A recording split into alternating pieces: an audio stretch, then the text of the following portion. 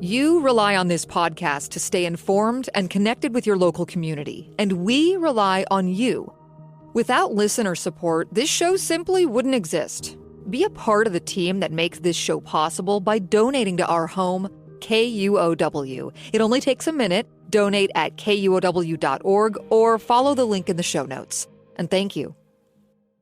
Hey, KUOW politics reporter Scott Greenstone here. Feeling kind of overwhelmed by everything happening in local and national politics? Me too. Luckily, KUOW is hard at work bringing you the most important stories and conversations shaping our region and our democracy. Like Sound Politics, a new local podcast I co-host with Libby Dankman, and KUOW's partnership with A Braver Way, a podcast to help you face this divisive election year without losing heart. Hosted by Monica Guzman. Learn more at KUOW.org/elections. This is Soundside. I'm Libby Dankman. To be or not to be, that's no question for entomologists at Washington State University in Pullman. Get it? Entomology, the study of insects. Elizabeth Murray is the director of the M.T. James Entomological Collection at WSU. You walk in, and there's just lots of tall steel cabinets and narrow rows. It's kind of like a library, except we're storing these drawers of insects instead of books. The insects in WSU's entomological library range in age, some dating back to when the collection was started back in 1892.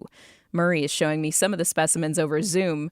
She pulls out a small bee lanced with something resembling a metal toothpick. There's a label written in tiny font about the type of bee and, if Murray's lucky, where and even how the bee was collected. She holds the insect up to her computer camera. This is a little bee. It's actually in the genus Andrena, and that's one of the most common genera of bees in the state of Washington. They're ground nesters, sometimes called mining bees. Right now, the collection is undergoing a big change. In 2022, state legislators allocated $50,000 for Murray and her team to digitize pollinators in the collection. Think bees, yes, but also moths, flies, butterflies, and other insects that carry pollen. Historically, if you were a researcher from another institution and you wanted to access something in the insect collection, well, you'd have to visit Pullman or ask for a specimen to be physically lent out. Kind of a pain. Adding 30,000 insects in WSU's collection to a digital database will open up collaboration for researchers worldwide. So, how do you put that many bugs online? At WSU, it starts with student workers who take photos of the insects, type up the information on the labels. Which is written in like the tiniest print, often like 4-point font, that basically the tiniest print that we can get on there because we don't want the labels to be taking up extra room. We're already space constrained. Then all of that info goes into an online database and the students attach a QR code label to the now digitized specimen. So they go through and actually hand enter all the information, which is why it takes a long time. But we're getting closer to 30,000 there. And so I think we're making some really good progress in the past couple years. Now, other bug researchers can find that information online. Elizabeth says one use of this trove of data is population modeling to better understand how bees are responding to climate change. We want to look at patterns. So let's say bee distributions. There's obviously a lot of concern about how climate change might affect different species. Basically, anything you could think of, obviously, the distributions could be affected by changing temperatures and rainfall and all of that. So one idea is that we have this big data and we can look at and even model where are all these bee species found right now? Where do we expect to find them? And then will that change potentially in 20 years? Or, is there some place that's maybe even a biodiversity hotspot where we're seeing all of these species in one place? And it's really important to try to protect that area. So a lot of it does come back to some really good applications in conservation and just basically looking at patterns of biodiversity. What is happening with bee populations in the United States? I feel like I've heard things about bees being in trouble, but what's actually going on? Yeah, in the U.S., we do have kind of two different issues, and we can look at this in two different lights. So one would be our honeybees, which they are an introduced species, and they're very important for agriculture. And so they're a managed species. And yes, we had the colony collapse disorder about 15 years ago, and honeybee populations went down. But there are ways that we do try to manage that. Of course, there's many researchers looking at issues with honeybee health. And then the issue with our wild bees, or let's say native and solitary bees, that is a different issue just because they're each kind of doing their own thing. We've got thousands of species in the US, and we're still trying to learn what are these bees doing. In many cases, we still have to discover a lot of these species even. So that's a little bit different. Of course, they probably have their own, issues with the health. Some of them might be rare. Some of them might be in need of conservation, but it's that we need a little bit more data, kind of a baseline level of data to be able to say a lot about what is the health of our native bees.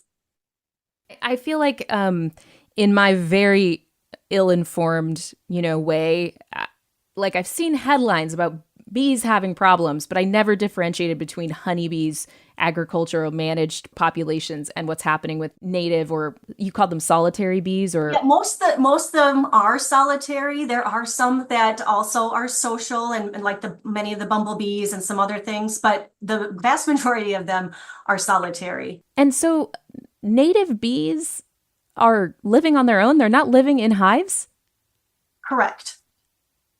I don't know why this is blowing my mind. Isn't that great? So it is, it's, let's say the mother bee will go and there might already be some sort of cavity there, or the mother bee might need to dig out a little nest in the soil or something. And then they go and they have this nest cell, which they provision with food. And that's why you see bees go back and forth to flowers. So they're taking the pollen, they're going back to the nest. And then they lay an egg in that cell, they close it up, and that's done. And then they might continue laying more eggs and have more cells.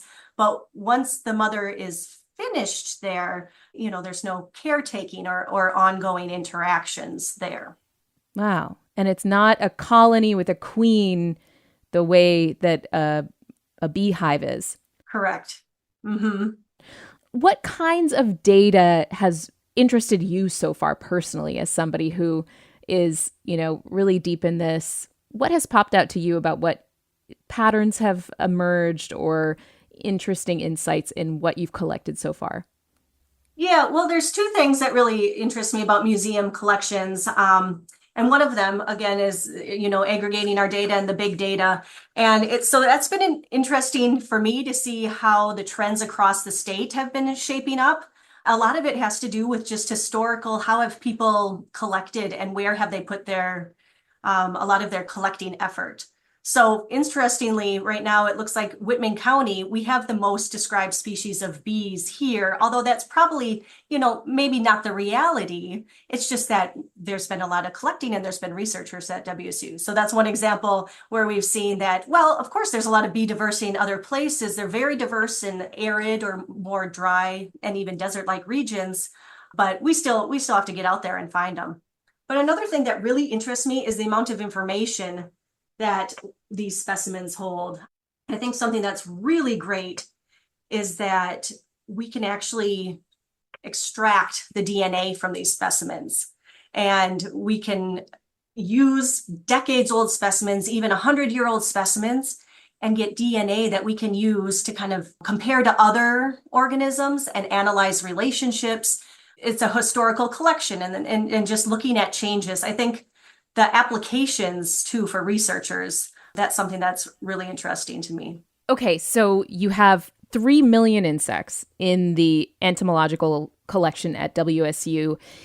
You are still cataloging, these tens of thousands of bees. I know we've talked about the ways that some parts of the state might be undersampled. What's next? What are your hopes for the next stages of this research? For the next stages, well, we do want to continue surveys. So I think that's really important. Let's say just in talking about our bee distributions is continue to see what's in the state and where are these species, how large are their distributions, where are they found. Besides that, pollinators in general, there's a lot of things that can pollinate plants. There's other flies, there's obviously butterflies and moths.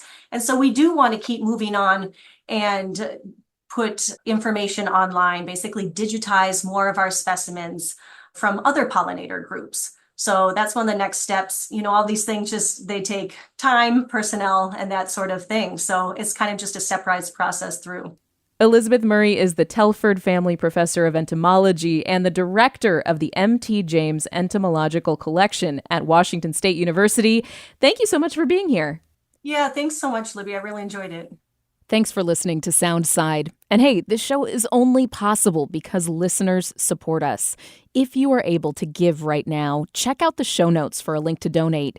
And don't forget, you can listen live on KUOW 94.9 FM Seattle at noon and 8 p.m., Monday through Thursday, or anytime online at KUOW.org. Hi there, I'm Monica Guzman, host of A Braver Way podcast and your guide across the political divide. Are you done with the divisiveness in our politics and ready to do something about it? This season, we've partnered with KUOW to reach more listeners like you. Join me as I sit down with guests from across the political spectrum. Together, we'll share tools, insights, and messy, real-life stories to help you face this election year without losing heart. Listen to A Braver Way now on the KUOW app or wherever you get your podcasts.